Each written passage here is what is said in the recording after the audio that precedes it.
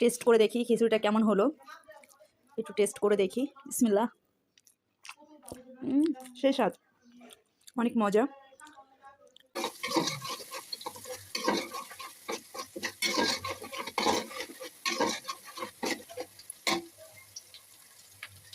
এখানে আদা বাটা, রসুন বাটা দিয়ে দিলাম। আমি খিচুড়ি পাকালে কিন্তু সেই মজা হয়, তাই না সেটা? আমার কিছুই গুণ না থাকুক, রান্না বান্নার অনেক গুণ আছে। আর বিজনেস সামলানোর কোনটা আর কি লাগে? আর কি লাগে? সংসার করা, বিজনেস করা, বাইরে বিজনেস করতেছি, তাহলে আর কি গুণ চাও তুমি?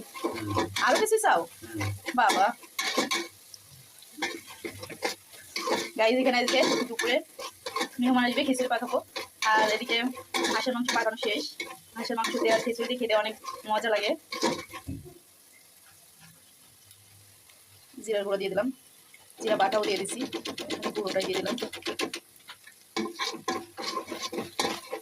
এখন দিয়ে দিব হলুদ, তারপরে দিয়ে দিব লবণ স্বাদ মতন, তারপরে দিয়ে দিব মরিচের গুঁড়া।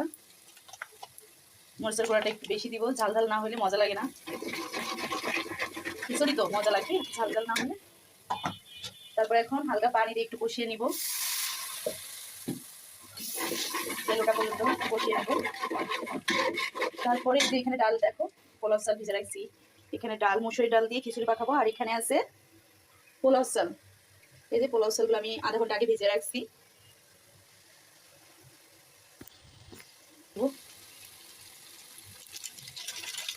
ফিরে আসলাম, দেখো এখন মশলাটা থেকে তেলটা সুন্দর উঠছে।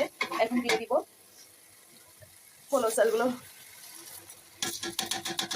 তারপরে দিয়ে দিব ডাল।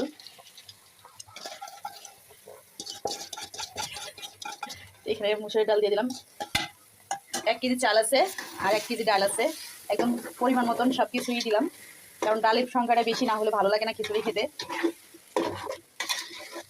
কারণ আমার মনে হয় ডালটা বেশি দিলে খিচুড়িটা মজা। খিচুড়ির ফাইনাল লুক, খুবই ঝরঝরে খিচুড়ি হয়ে গেল, অনেক ইয়ামি ইয়ামি হয়ে গেল খিচুড়িটা। খিচুড়ি রান্নার ফাইনাল লুক কেমন হয়েছে কমেন্টস করে জানাবে সবাই।